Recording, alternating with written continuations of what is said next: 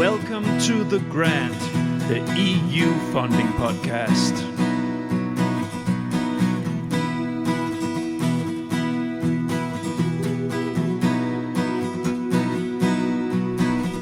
The Grant. My name is Niels Tuller Winter, and I'm the creator, editor, and host of The Grant. The Grant is an independent podcast initiative with the ambition to dig into all corners of the EU R&D funding system on topics of interest for the full EU R&D funding community.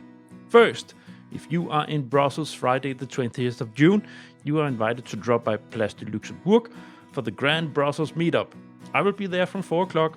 Come for a drink and a chat with me and all of the Grant listeners. Gonna be great. Go to thegrant.eu for more info.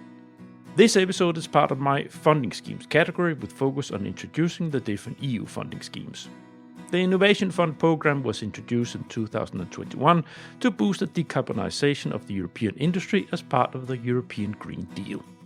The program has been funding very large projects, especially within the energy field, and has been hugely popular. Maybe because the scheme is funding actual realization of building concrete industrial facilities and not test or demo sites. Of course, the grant needs to present this initiative, and I picked one of the best to take us all through this. Irene Larroy is a partner in Ernst & Young or EY within European innovation programs, and she has deep experience working with the Innovation Fund both in developing and evaluating proposals. This is a double episode, and in the first episode last week we dug into why the EU Commission established this initiative, the structure of the program, and the target group and stakeholders. This week, Irene takes us through how to apply for the grant, the evaluation regime, what happens when funding is received, and of course some do's and don'ts. Please enjoy.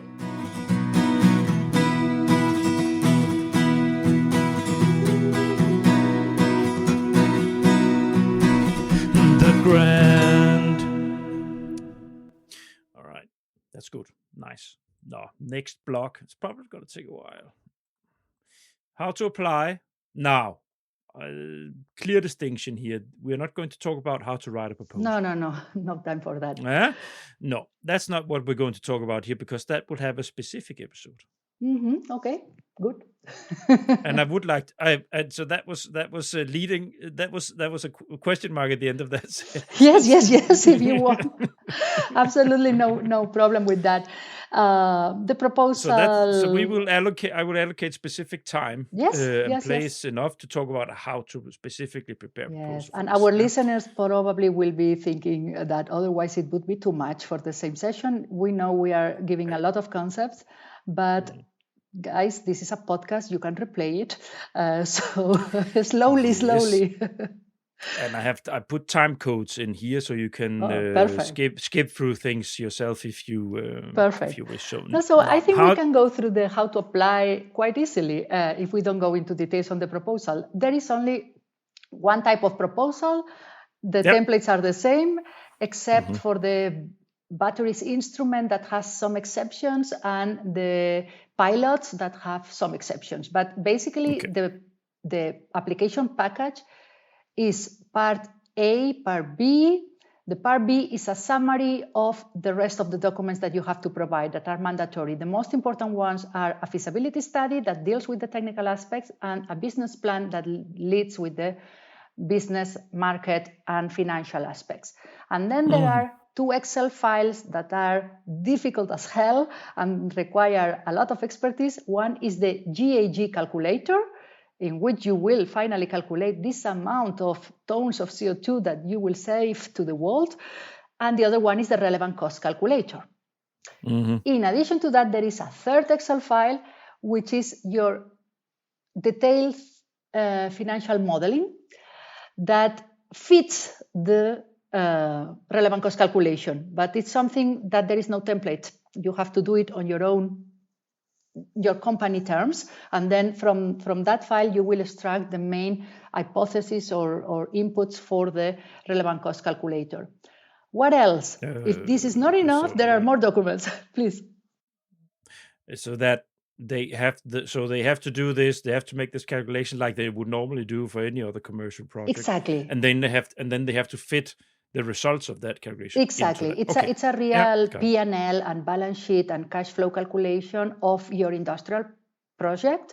And then you have to modify certain parameters because you are forced to use the Innovation Fund standard numbers and then put all together in the relevant cost calculator.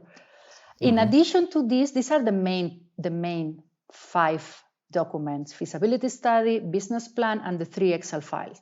This takes a lot of time. I like not to accept Innovation Fund after 6 months from the deadline. But I've done crazy things as always, and everyone has done Haven't we all? Exactly. Of course, it's not the same if it's a resubmission, if it's new, if it's a sector you know very well, etc. Then, number of partners, we just need one. It can be mono-beneficiary or it can be consortium. And in addition, believe me, it makes no difference in evaluation. If you have inside what you need to have, they don't care that it's everything in one company or in 2. Indeed, most of the consortia that are containing many companies normally are companies belonging to the same group. Like, for example, company XX and company XX Engineering and XX Commercial, different companies from the group that participate. But also we have real collaborative projects, with 3, or the maximum I've seen is 4, very important and large companies working together to build something together. This is the most difficult case, but also very appreciated. Have you got a sort of assessment? Can you have an idea how many percentage-wise has partnerships and how many is just? I would need to look. I think it's very easy to look just in the based dashboard, on your own but maybe about 30 to 40% are consortia, and the rest is mono-beneficiary, I would say. Yeah? And then the funding rate is what you request, maximum 60% of the relevant cost. And that is why it's so important, guys, that you check this formula of relevant cost that we are showing, because it's not until you understand this formula that you can really understand what's more or less the order of magnitude of the grant you can get. And then and you explained it earlier a little bit. Yes. It has 3 things that are in addition and 2 that are in subtraction. Is that one? What is funded? Sorry. You mentioned it, but come with it. So what is funded and what is not funded? What is not funded is projects that are too similar to the ones that have already been funded. But also inside the project, so are there things that you can include and are things you cannot include? No, you can include the entire CapEx and the OpEx and maintenance cost of the first 10 years. So everything. Everything. You need to have a very detailed. The only thing that it's somehow in a limbo is the DevEx, the development costs, that in theory you can include some of them in the first phase, in the before financial close phase, but it's not very rewarded. I think the normal is just to include CapEx and OpEx, and there are no indirect costs, there is no overhead, but you can include overheads in your financial model. So there is overhead, but there is not a flat rate. So that's generous, so to say. Yes, it's very generous. I want to say that last year in IF23, the results we got in October 24, the average for the large scale topic, which is the most popular and the one with a higher budget, was 127 million euro per each approved project. 127. That's the average. We still haven't been given the details of the individual projects because they are under grant agreement preparation, but during March they will publish most probably the call fish with details about the GAG mission and the grant that each of them sign. And it's impressive. The maximum I have seen so far, I think it's 252 million euro, but I suspect that the ones that are going to be shared in March, we will find some above 250. Incredible amount of money. It is. But that's it's totally a different scale. It is. And well, all revolves about eligibility criteria. I mean, if you want to prepare a good innovation fund, you need to understand and know by heart the 5 eligibility criteria. Well, excuse me, the 5, sorry, I was talking about evaluation criteria. Mm-hmm. Evaluation criteria. So eligibility, that's... For eligibility... What's your entry ticket, so to say? Yeah. You have to be... The factory has to be in one of the 27 plus Norway, Iceland, Liechtenstein. You need to have a capex of at least 2.5. These are, I would say, these are the only formal eligibility criteria. Then we have the logic ones, like if you are going to provide a very low GHG emission avoidance, it's better not to try. But it's not written anywhere. It's just that if you understand how the criteria work, you will see that you will fail in one. Mm-hmm. So, well, the proposals itself are very big. Once I calculated 900 pages if you print it all. 900 pages if you printed it all. That's an average size for a large scale project. And a large topic, yes. But that's like a 1.5 Lord of the Rings book. Yeah, believe me. But just consider that every Excel file, only the Excel file has like 10 to 20 tabs. So these are already different pages, and of course the narrative. There is a limit. There is a limit for some of the documents. I think it's 60 or 80 pages, depending on which one. But still, it's a lot. And then all the annexes. What is the average size? So the proposal itself, the poetry. If you take away the annexes and the Excel sheets, the proposal, the poetry itself, so to say, description of what's going to happen. The part B is 70 pages. It's like an innovation action. Okay. But the annexes are mandatory. It's not. Feasibility study, business plan. These are mandatory. The letters of support or pre-contractual relations with the off-takers, with the banks, with the suppliers, and also the permitting, the proof of the evidence that you have started permitting with the local, regional, or national authorities. There's a lot. You can even include a full due diligence of your project by a third party, someone that has analyzed your factory or your financial project and provides technical or financial due diligence. So yeah, there is no limit. It's really a lot.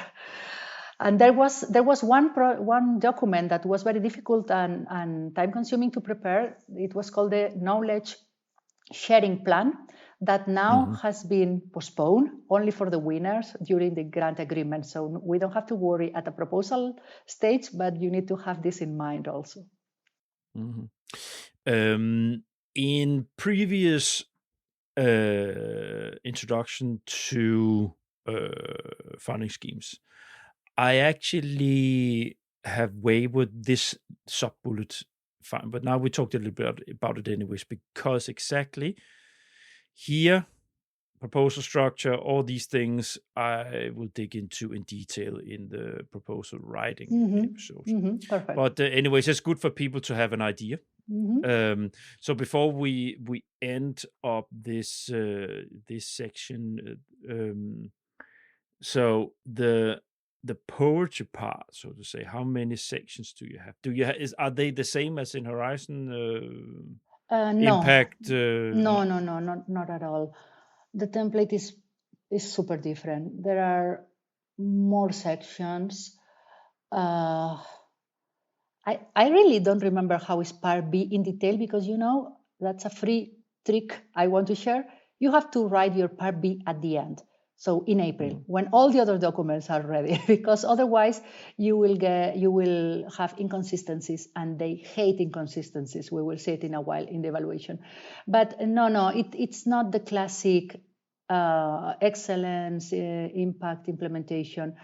There are other sections like maturity and financial plan or business plan. There is a section for permitting. There is a section for suppliers, for the value chain, suppliers, off-takers. It's is much like an industrial, like a enterprise sounds document, like an industrial commercial. document. Yeah, and you need to include engineering plots, so real plots of what you want to build, with all the layers, if you want, the water, the electricity, everything, all the pipes, even the contract that you have with, I don't know, if you are going to produce something and you are going to sell it to your customers and your customers are far from you, the CO2 that the trucks emit, or the trains or the ships, have to be taken into account. So, for example, it's not the same if you present a contract with a logistics providers that have electric trucks. Then you don't need to include any CO2 from this side, from this part. But if it's a normal transport, if you go beyond certain number of kilometers, you have to account for that. So yeah, it's very complete. All right. You know what? This is, so of course, a classical cliffhanger for my regulars, my dear listeners out there, that there will be an episode on all this, digging into all the nice things that you are sitting and struggling with right now, because you will be listening to this when you're sitting and yes, yes. I've been 4 years involved with Innovation Fund since it started. The first 2 as evaluators, then as a consultant, and we cannot. It's physically, humanly impossible to share all the knowledge on how to write a proposal, but we will give a very good overview in the second chapter for sure. Yeah, unfortunately, that's going to be for everybody who will write again for next year, because I won't make it until this deadline. Yes, so that's like true. This. but what you will take advantage of, everybody who's sitting and writing now, is our next section, because that's exactly what you are all thinking about when you sit and write. It is the evaluation. So what are you writing up against? Now I have one single line, 2 words in my rundown under this, in this code. It just says evaluation regime. It's a lot inside that, and it's a little bit. It depends on the funding scheme how long this section takes. But Irene, we have a lot to say here, but take us for it. But that's good, because it is very useful. important. I start and end all the meetings with my customers about Innovation Fund with the slide of the evaluation criteria, and even the agenda is normally organized around the evaluation criteria, not exactly, but some evaluation criteria correspond with one of the documents you need to prepare. So it's a very efficient way of working. First of all, let's understand who will evaluate your proposal. It's the same pool of experts that evaluate Horizon Europe and so many other European programs. But they are constantly and actively searching for new experts. It's very difficult for CINEA to find the experts. First of all, because of the specificity of what they need, but second, because of the large amount of time that the experts have to devote to evaluate Innovation Fund proposals. And this is something I have lived myself, but even after stopping being an evaluator, I am in touch with some of them, and they explain me a bit on how it works. I don't think it is something secret. One of the best things of Innovation Fund is that it has 3 profiles of evaluators, 3 different roles. You can be evaluator in GHG emissions, if you know the methodology on how to account the GHG emissions, the Innovation Fund methodology. There are 2 experts evaluating the GHG part. Then there are 2 other experts evaluating the technical part. I was technical evaluator when I act. And then there are 2 financial experts evaluating the financial market business. But this division is not absolutely black and white. Technical evaluator can give comments on other sections if they feel they can provide. And the financial evaluators can and normally do provide comments on the technical side.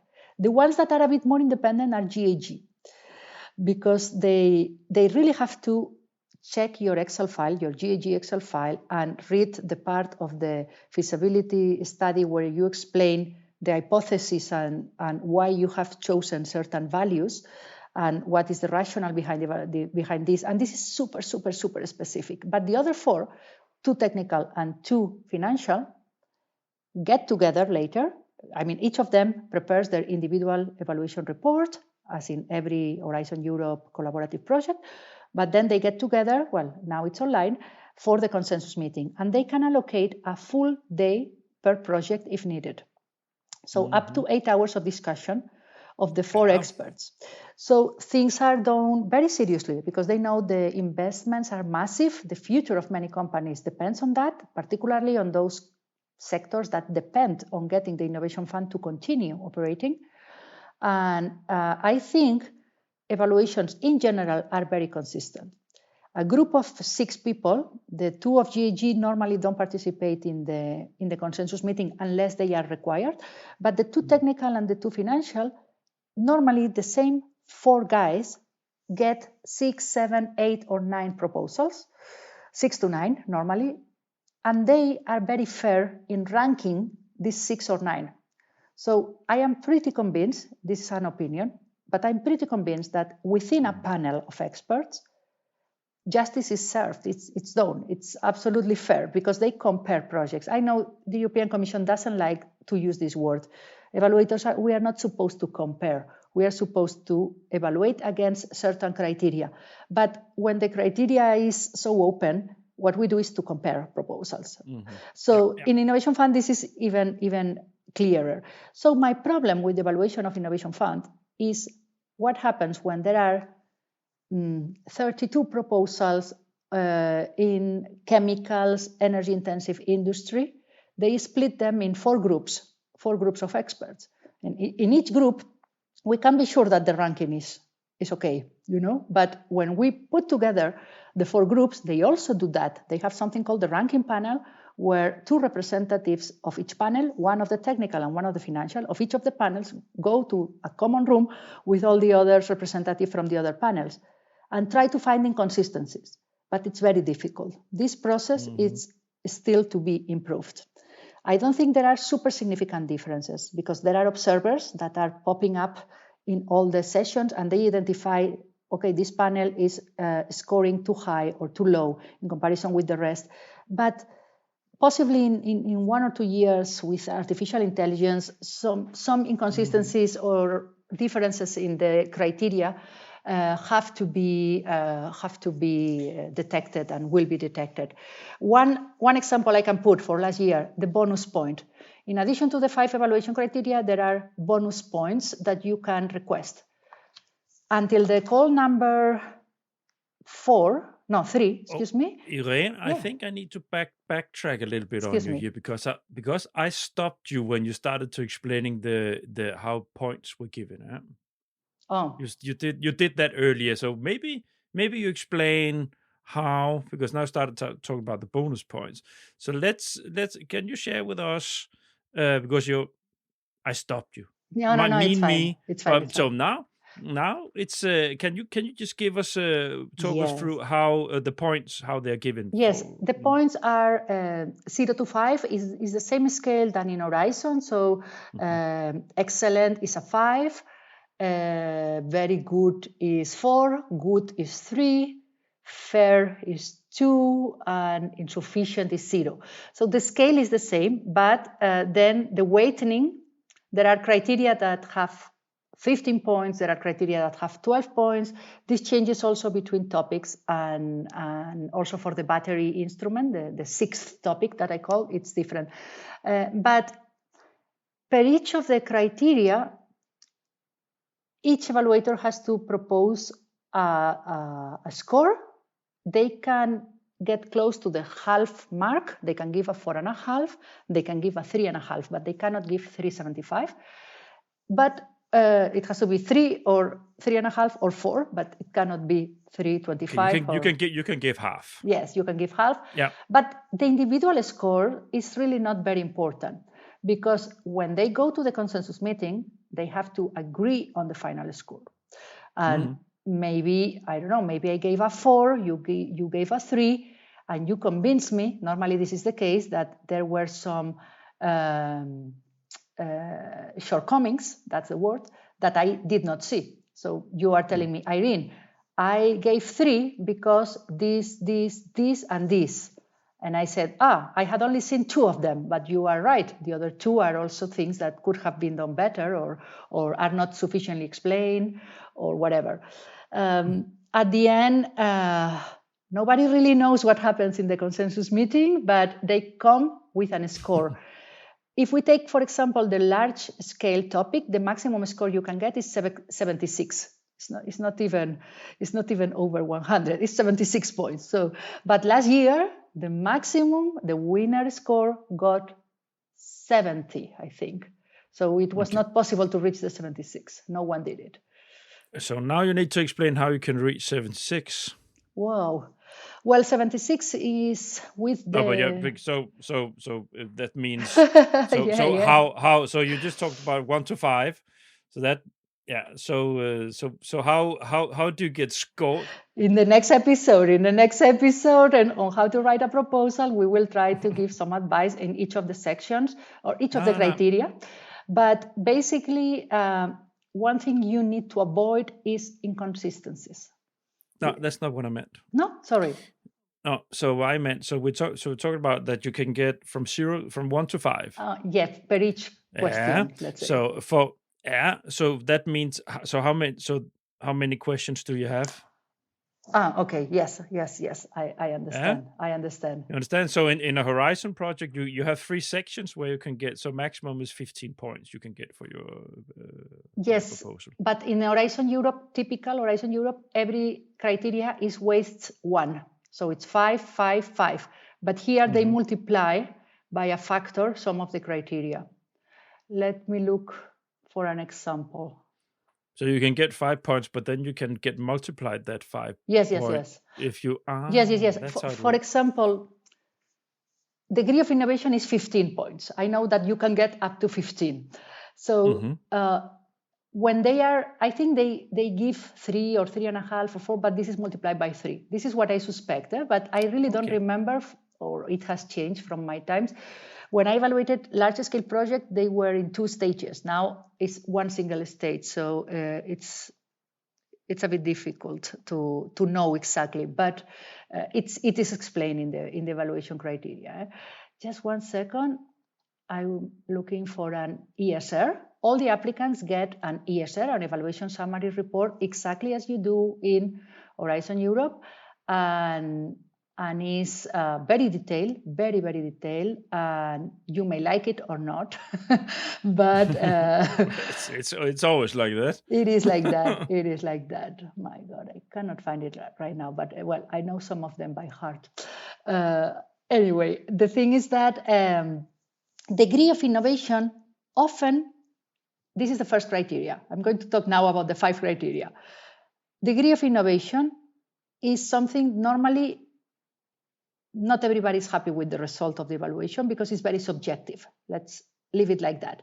Or applicants think it is subjective, but basically evaluators of Innovation Fund will compare the technology or product or size of your project with the previous ones that have been approved and others that in Europe or abroad can have similarities.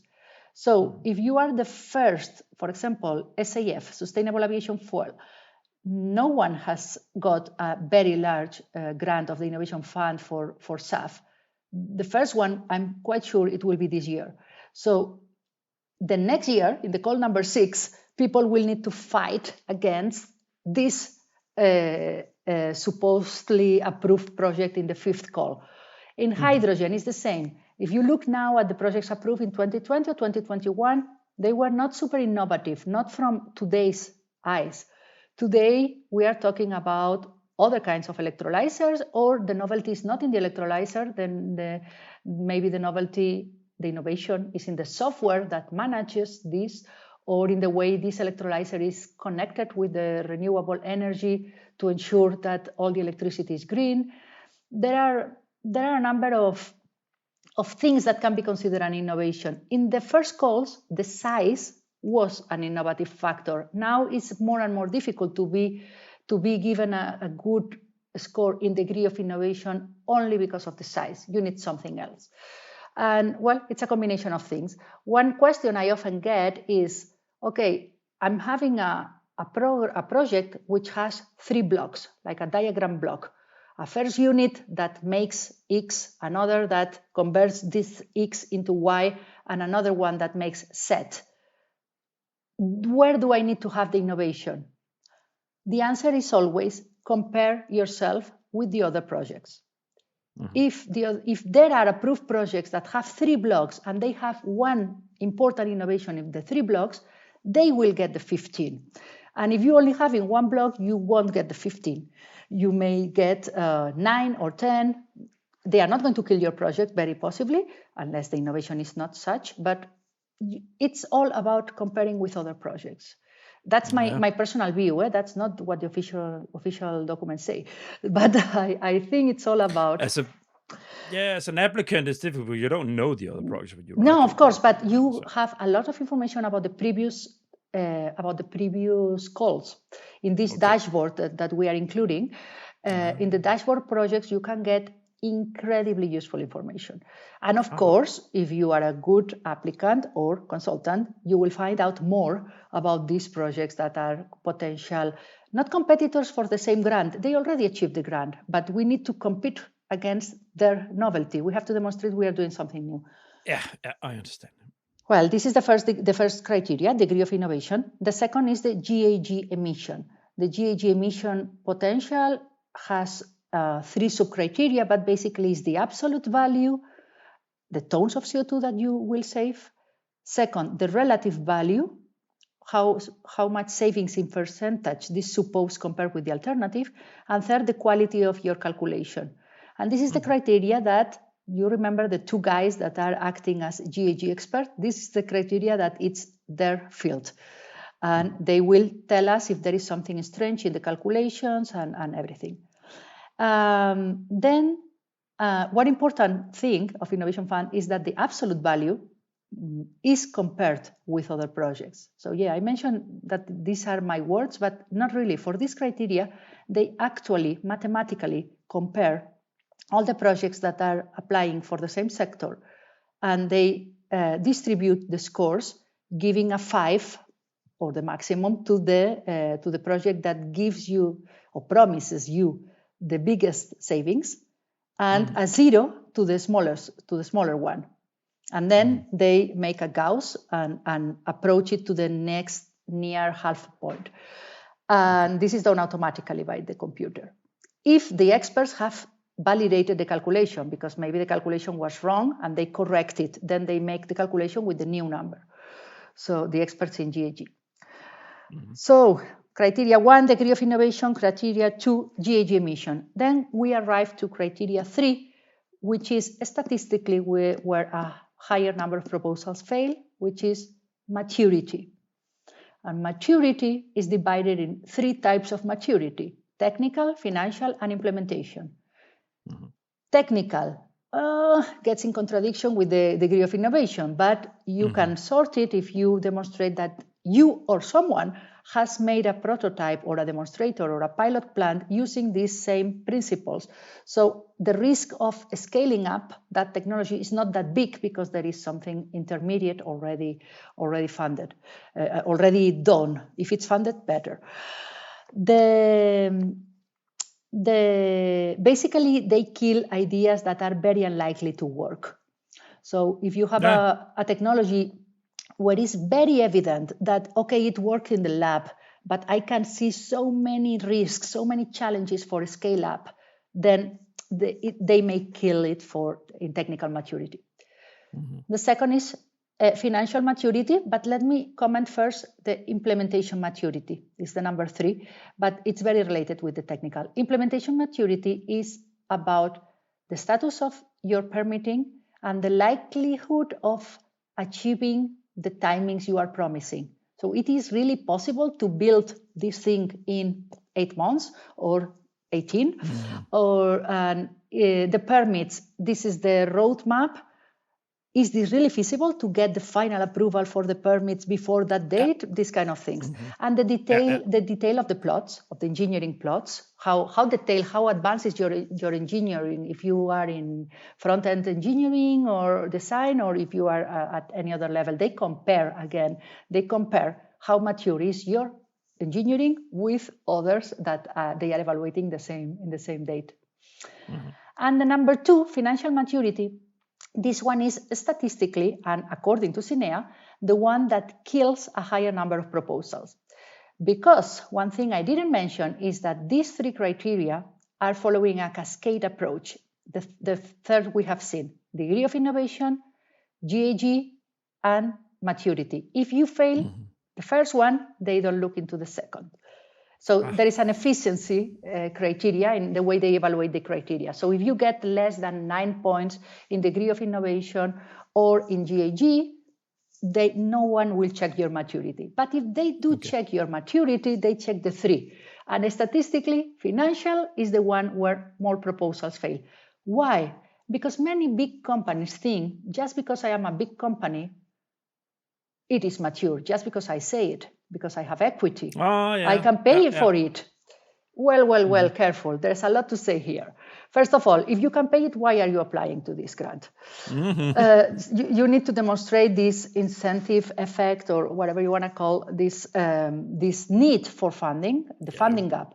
And also de-risking. Yeah, de-risking, exactly, but not becoming super rich just because we want. We want to de-risk, because if we don't de-risk, we cannot get the rest of the funding, for example. And also we have seen too many projects already approved that have been cancelled by the big corporations.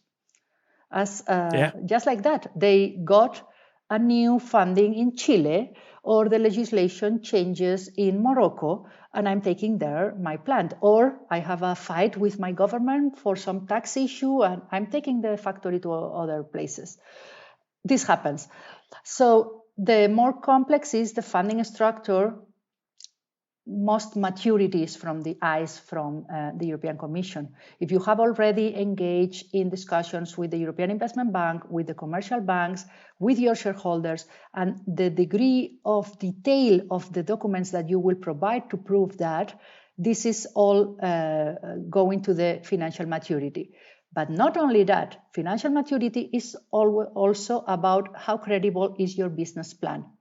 If you are going to sell a product, and let's say hydrogen, and you know that people is always discussing about how much the euro per kilo of hydrogen should be. Let's imagine I am an evaluator and I receive a proposal that says, okay, it's super clean hydrogen, super clean, but it's 12 euros per kilo. I absolutely kill that proposal in the moment, because I know that the objectives of in Europe is to get 2 euro per kilo per and maybe 6, 7, 5 sometimes could be today price, and I can believe it can reach 2 in the future, but it has to be realistic. Hypotheses have to be very well substantiated, and you need proof that your off-takers will buy your product at the price you are saying in the financial plan. So financial maturity is really super difficult. It's really difficult. But well, if you pass maturity, congratulations, you made it through the 3 cascade approach criteria. And then there are only 2 left. Number 4 is replicability, and number 5 is cost efficiency. Cost efficiency is a formula. Is grant you request per each ton of CO2 absolute value that you promise. So it's linked to the criteria number 2, to the GAG, but it's a formula, and you can decide, as we mentioned earlier, you can decide to request less grant because you want to increase your score in the criteria number 5, cost efficiency. So let's forget about number 5. Let's focus on number 4, replicability. This is always evolving. This year has novelties, and last year they changed their name because for the first 3 calls it was called scalability, but now it's replicability. What it is about, basically the wish list of the European Commission is, if we give the money to this company, how can we be sure that more companies benefit from it? more factories, let's say. So first of all, how are you going to replicate if the results are good? Are you, for example, a cement plant that only has one cement plant in Europe, or do you have 20 and you plan to introduce this technology in the 20? If you don't have 20 because you are smaller or you are not European, are you going to share part of your findings, part of your technology, part of your best practices with your competitors? That's terribly interesting. It's like they are giving you higher score if you say you are going to be more generous in sharing your knowledge. And finally, can this technology or approach be taken to other sectors? Let's forget about other cement plants. Can this be used by the mining industry or whatever? Basically, this is one of the sub-criteria of replicability, but that's not all. They are always looking at the European resilience, basically not depending on external providers too much. And particularly, this is not written, my own words, please don't use Chinese components if you can avoid, or Chinese materials. So here we're looking at the same discourse as you would have in people that are used to the Horizon, the framework programs, because there you always have replicability, and you have overlaps to other sectors. Can others, and obviously, what is this? It's to make Europe stronger. Exactly. It's to make that general industry stronger that we are talking about, but also if there's spillovers to other sectors to make them stronger. This is everything here. Exactly. This is what I always tell my listeners. Everything here, the big back curtain, is to make Europe a European company stronger, making European economy stronger. Thanks God, Niels, you don't said make Europe great again. I thought you were going to say, but I got your meaning. But you did not use the famous sentence. Europe was always great. Yeah, I don't think we need to be great again. That's a good answer. That's why everybody is attacking us now. Yeah. No, but I got your point. If you look at the first call of Innovation Fund, this was designed before pandemics. The evaluation was during pandemics, but it was designed before, and there was no mention at European value chain resilience and independence. Then they slowly introduce it, and this year is really strong. So it's increasing and increasing, of course, and these are the times we live. And also there are references to Russia. There were no references to Russia before the war. So things evolve. But replicability, it's, for me, the criteria that anyone can get a good score if they put sufficient time and care. It's quite, you can think about ideas, I don't know, about how to create more employment, how to train the future workers of your factory, there are things you can do to improve your replicability criteria. Of course, depending on your sector, you are more or less replicable, but even in those sectors that are very specific, there is some kind of replicability, even outside the sector. So that is something to take care. And I am super surprised that some of the winners of last year did not get a super good score in replicability, while proposals that didn't make it had the 15 points in replicability. So it's all about perspective. Just take into account that last year in the large scale project, the difference between being funded and non-funded was half a point. 66.5, you were not funded. 67, you were funded. No. So it's crazy, right? Well, that's evaluation criteria. The only thing I still have left is the bonus points. I'm not going to enter into detail of what they are. Typically, they were something you got it or not, a binary point. Like, are you in the maritime sector? Yes or no? If it's yes, you get an extra point. But last year, they changed that again, and they are giving half points for those that, yes, they make an impact in whatever it is, but not super big. So this is some of the very few things I don't like about Innovation Fund. And if someone from DG Climate or CINEA is listening, I would urge you to review how the bonus points are given, because there are examples of different criteria to give these points in different panels.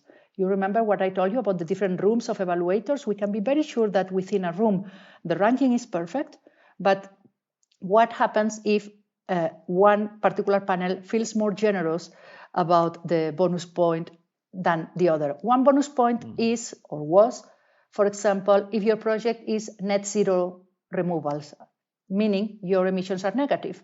This is something automatic, either are negative or are zero or are positive. There are no more options.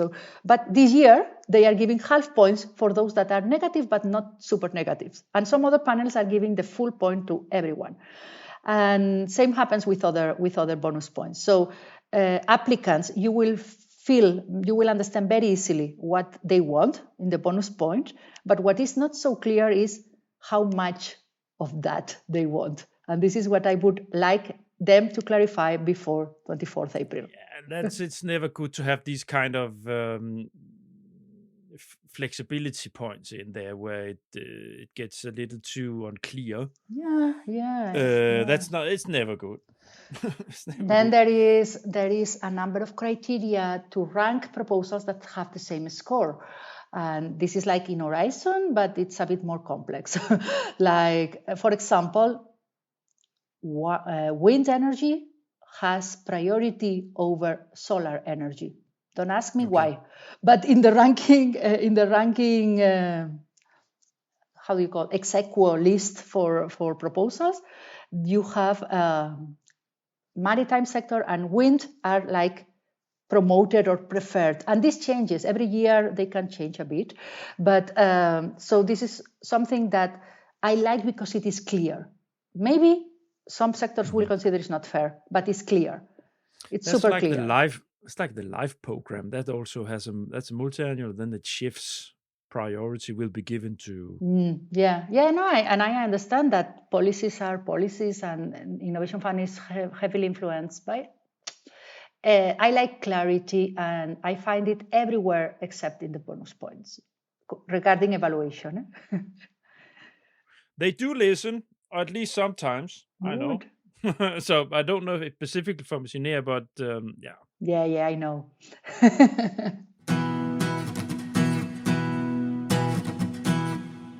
No, Irene, let's move on to the next block here, moving slowly towards the end. So when you receive funding, so it's just to give people an idea. So time to contract and contract negotiations. There is no pre-financing. You get nothing when you sign the grant agreement, and normally the first disbursement will be at financial close. That, remember, you have a maximum of 4 years to reach, but it is in your great interest to reach it earlier, because then you will get the pre-financing. And you can get up to 90% before entering into operation, but at least 10% has to be kept for the 10 years of operations. So 1% of the funding will arrive in the 10 years of operating the plant, the first 10 years. And the rest depends on your CapEx. There are complex formula, but normally you should not see a single euro before financial close, with the exception of the new battery topic, the topic number 6, that has some special provisions because they are supposed to be much faster construction projects. All right. What is time to contract? So you get the message, you received congratulations from that date until they can officially start the project. Yes. What is that? Well, the gap is very time intensive. It's heavy. It's difficult. A customer told me a gap is like preparing again the application. I think that was maybe a bit too much, but at least half of the effort that you put into application, you will need to put it in the gap. First of all, you submit your proposals in, let's say, April, you get the results in October, November, and you have to finalize the gap by the next March. So it's 6 months, let's say. There are a lot of things. Gap, what's a gap meaning? Grant agreement preparation. Grant agreement preparation. So that's what you would back in the time called contract negotiation. So here, this is the contract negotiations. Indeed, this is a negotiation. Here we can really use the word negotiation because there are a lot of details that you did not include in the proposal that now they want you to put in written. Like, I don't know, for example, the most difficult is the negotiation around the financial close. What is financial close for them? For a big company, financial close is FID, financial investment decision, when they decide they will go through. But for innovation fund is FID plus something else. And this something else have to do with the contracts that you will have with your off-takers normally, or with your suppliers if you need, I don't know, renewable energy or a particular critical raw material. You need to demonstrate that you have everything very tight, and the discussions are around the percentage of your production that you already have to have committed with a particular customer. So you can say, okay, Cinea, I promise you that by financial close, I will have 20% of my methanol committed through memorandums of understanding or pre-contracts with these 3 off-takers. And they said, good trial, Irene. It's not 20%. I want 60. And then maybe you will get a 40. So it's a negotiation. It is a negotiation. It's the larger the projects, the more rough the negotiations they are. Yes, and I have seen, as consultant, I have seen proposals that are very well written for an evaluation, but are a disaster to negotiate with them. So in the GAP, grant agreement preparation, somehow I have to solve issues that are there from the proposal phase. And well, what I want to say is that it's better that you use the same people or the same consultant, the same philosophy, because otherwise you are going to have serious trouble in managing to keep all your promises while accommodating what the Commission is going to request. So it's difficult. And indeed, there are a higher number of proposals that failed during the GAP. In the last call of large projects, I think 2 out of 41 didn't sign. We are waiting now to see how many sign from the 4th call. But in the 3rd call and previous, there has been a number of projects that don't sign for several reasons. Sometimes is the project itself that withdraws because the company has decided to take the project somewhere else or whatever. But GAP issues also. I would say we have not agreed before this recording that I should recommend to use a private consultant, but I think I don't need to give you my opinion on that. Obviously, if you have someone helping you, the person that took you through this in the proposal phase, it would be insane. This might not be the right word. It would be insane to run through the GAP process without that person, because that is the one that has the overview of such a complex process. So it's so no matter if you use it, if you're a large company that does have this kind of internal capacities, use the same person. I think that would be no, it's true. It's true. I have seen a couple of companies doing the proposal by themselves and being successful. Both came to a consultancy to request help during the GAP because the negotiations were threatened. And it's really difficult. And sometimes the grant is reduced a lot with respect of what you did. That is normally because you included things as relevant costs that you shouldn't, or you have double funding or another program funding part of your program. The overlapping is always partial here, and it's very tricky. And sometimes we could not save the situation. There are projects that finalize before being born. But if you sign the grant agreement, the stats are much better. We are seeing now the first projects getting to the GAP. In the small, there are several. In large, there are like 10 projects, I think, that have already reached the financial close. And this normally means that they will become a reality.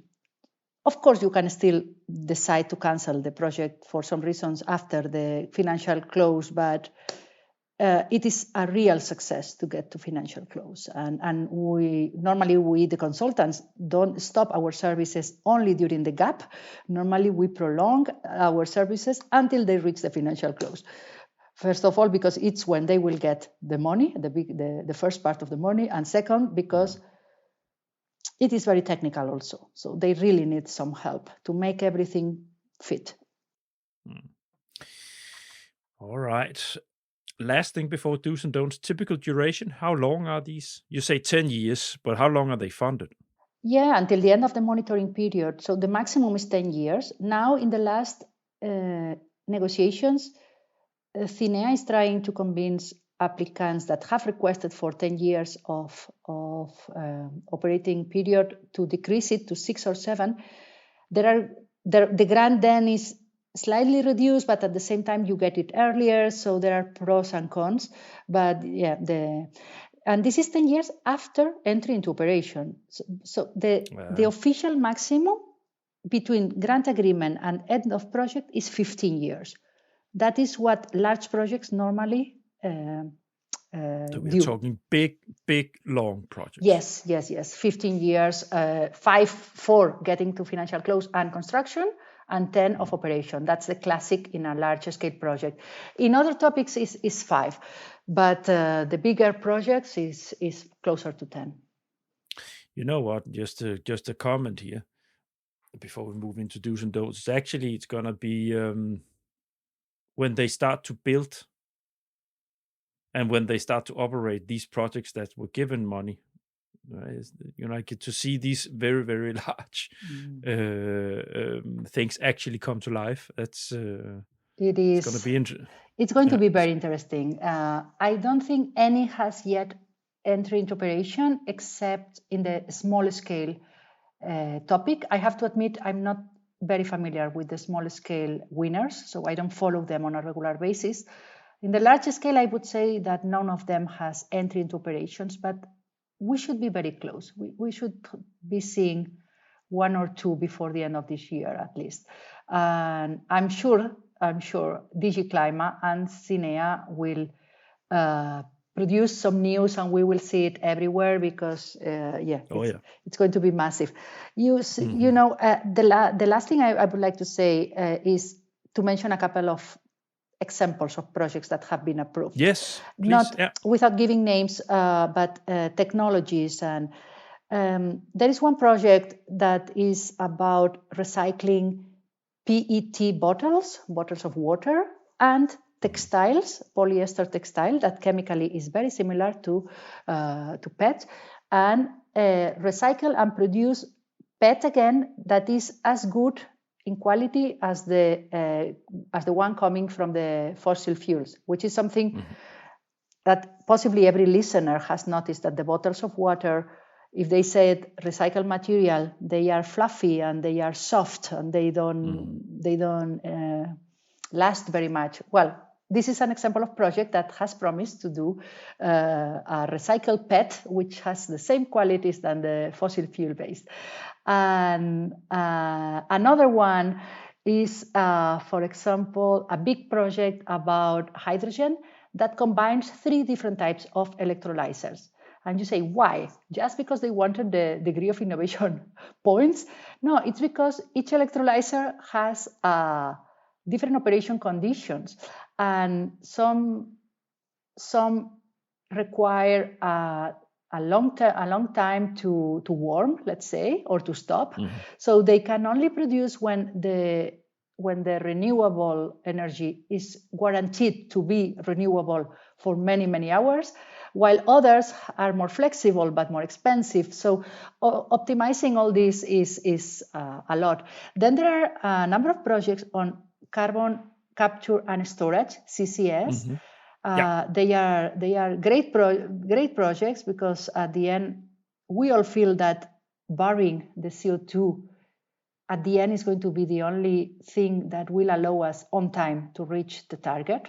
It's like the most efficient. In GHG, they get excellent scores, of course, but also they have a lot of problems with the permitting because these are geological storage sites, normally under the sea. They can also be in the ground, but great engineering works. And sometimes the innovation is in the way these storage are going to be built or in the location. For example, you can have an old natural gas deposit and reuse it for storage, and these kind of things is very interesting. In clean tech, we have a number of projects manufacturing new solar panels with technology that we still don't see in our streets.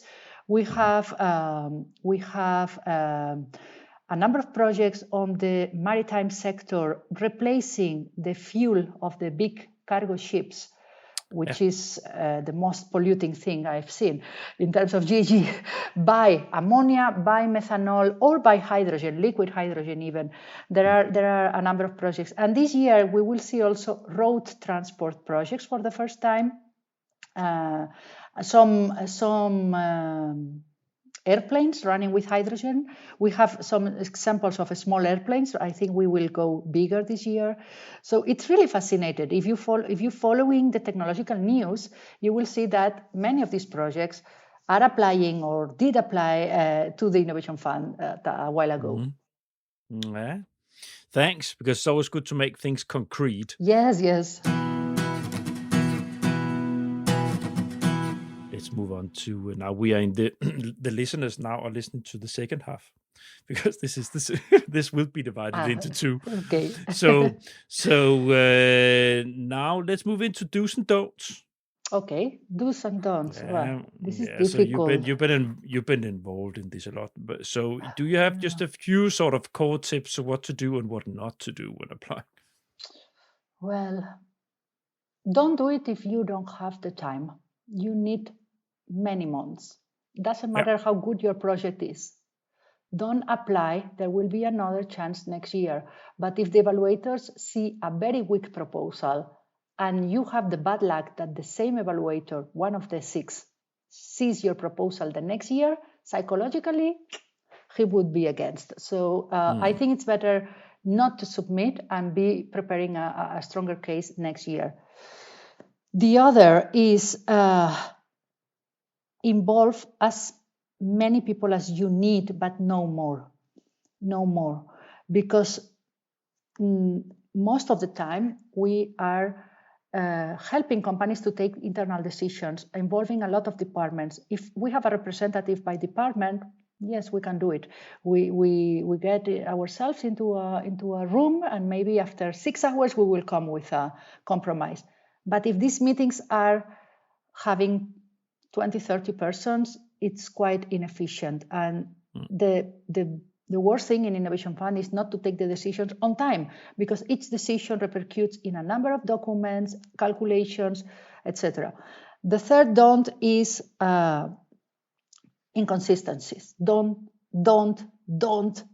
include any inconsistencies. And I know nobody does that on purpose, but it is related to the time and the number of people involved. So if everybody's touching the documents and changing, you have strong chances of changing a number in one document and not updating in the other one. This is super hated by Cinea and the evaluators. And do's, well, establish a good calendar, be realistic, leave buffers, because shit happens. Can I say this word? Shit happens in Innovation Fund. Of course you can. You need buffers. You cannot make a calendar assuming everything will go well in the first trial. Have a fresh eyes person reviewing the documents when they are really advanced, but soon enough to make changes. You don't need it to be an expert in Innovation Fund. You don't need it to be an expert in funding, or just fresh eyes. Any engineer of your company that has not been involved in the preparation is more or less familiar with the sector, but doesn't need to be a super expert. The fresh eyes will help you to avoid the inconsistencies. And finally, well, if you think this is too much, hire a good consultant. That's what I can say. Yeah. Well, at least, I always get help, either whatever for the other EU funding schemes. You have NCPs or whatever. If you can't afford a consultant, ask somebody else who's done it before to give you some input on how to do it. If you can afford consultants of for something like this, I would say if you can afford doing these kind of projects, you can also Yes, afford exactly. to help you. Normally, unlike in Horizon Europe, we don't have too much trouble in making the customers understand our rates and agree the prices for consultants, because it is really complex and they know, and typical customer is someone that tried on their own previous year and didn't submit, or submit and got a bad score and now wants to try again, and they have realized is better. Of course, we don't do the job. We extract the information from your minds and compile and put it all together. Exactly. But just per each of the clients I have right now preparing, I have a team of no less than 5 if I include myself, 5 people in my team dedicated to each of the innovation fund. Not full time, but maybe 70% of their time. So it's really time intensive. Yeah. I think what can sometimes be tricky as a grants consultant can be to get people to understand that the service costs money. But in this case, they can see the magnitude of the task, so they understand that it costs money to have a consultant. That's the normal tricky part. Do we have to pay for this, and we're not even sure that we get the money? Here, there's absolutely, they can understand. Absolutely. Because it's so large. And what I can tell you also, EY belongs to the European Association of Innovation Consultants. I'm a board member and vice president, and I also lead the Innovation Fund Working Group. What I can tell you is that there are few consultancies in Europe that know really about Innovation Fund and that offer services of Innovation Fund. So demand is very high. And I mean, we are lucky, but if you are a consultant not offering Innovation Fund, I would suggest you start thinking about it, because there is a demand. And right now there is not sufficient knowledge, I would say, in the consultancies. I mean, even in EY, we have been involved since the first call, before I joined EY, but in some countries, they don't have enough experience. So we are building cross-border teams and helping each other. For example, when you need a GAG expert, you really need a GAG expert. It's not an engineer that one day will study this methodology and will understand. We need someone that has gone through the examples, the templates, many real cases, etc. No? And it's an opportunity also for consultants, because the Innovation Fund is going to be enlarged. That's the intention. It's going to become more and more popular.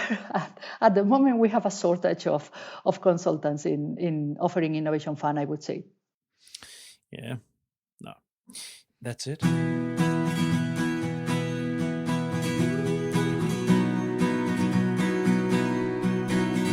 The grant. Now, the last thing we have here, that's the toughest challenge. Ooh, what is that? Yeah, what's the toughest challenge? So you need to reflect together with me. You need to reflect, what is the toughest challenge in relation to working with Innovation Fund? Wow. Is it is a massive amount of information to compile? No, I would say is this need of keeping the balance between your decisions. You need to have like a multidimensional mind, because every choice you make will affect the 5 evaluation criteria, or at least 2 or 3 of them. So the director, let's say, of the project, supported or not by a consultant, has to have a lot in his or her mind. I would say that is the challenge, but it's also what is very beautiful about this program, I would say. Of course, it's long and a lot of documents, but the difficulty is the strategy. Just the complexity. Yeah, the complexity. How you set the boundaries, for example, if you have several blocks in your blocks diagram, you want to request for the innovation fund for what? If you do everything together, everything is inside, you will possibly lose degree of innovation, but you may win in financial maturity because you have a bank that already supported this part that has no innovation.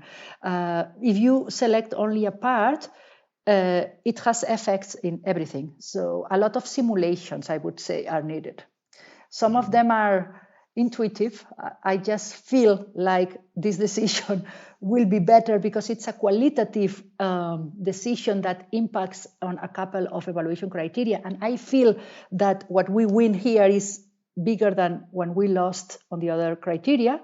But sometimes are mathematical decisions, and we need to run simulations, and what we include inside the boundaries, what we leave outside the boundaries, what is the inflation rate that we assume Europe will have in the next 15 years.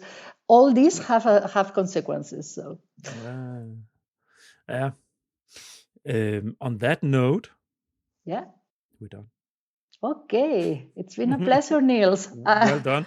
I will just have to land the plane before we say goodbye to the dear listeners. So, dear listeners, now I hope that every single one of you that sits and works with this, that this has been beneficial for you. There will come a proposal episode, as mentioned earlier, that will be done, but well, everybody who knows the grant know that's a certain production time and so on and so forth. It will come. I cannot promise you when. Yeah. After April, please. I mean, no one is on time to get benefited from advice right now. It's too late. So. No, so it's difficult. If you're a first timer, then there's a big treat for you here, because if you like what you listen to here, then you can, if you go to my platform, thegrant.eu, you will find tons of podcast episodes. There's more than 150, maybe even 160 episodes when you listen to this. And if you are writing proposal right now, then I can guide you to my timeline series. That is a step-by-step guide to how to write a proposal. That's for Horizon Europe. That's for that part. But you will have generic episodes there that might help you a little bit. But because this is specific, you scroll through, you might find something that's relevant.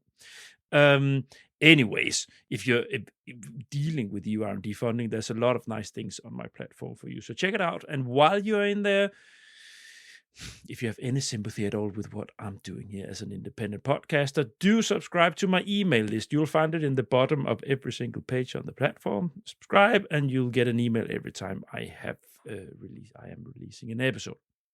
Finally, if you want to follow me, that's probably the best thing. Go to LinkedIn, find Niels Tudor Winter, and find the grant page. Like it, follow me, and because that's where the fun happens. That's where the flow is of information. That's where I pick up my guests, like Irene here. So do that. It's been a real pleasure. Thank you, Niels.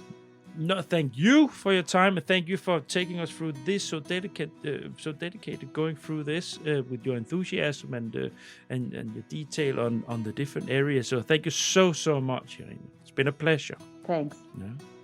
Now let's say goodbye to the dear listeners. Bye. Bye. Thanks for listening to this episode of The Grant. All the Grant episodes have their own site on the Grant website. You will find the link to the episode site where you listen to your podcast. On the site for this episode, you'll find a link to Irene's personal LinkedIn site and a link to the EY website. Further, there's a link to the official EU Commission Innovation Fund site. There's also a PowerPoint presentation from Irene. Finally, there's a link to my timeline series with general tips and tricks to proposal preparation. Next week, I will introduce a new series on SMEs and financial rules and regulation in relation to joining EU projects together with the great Alicia Gregorczyk-Karaskosa. You can look forward to that.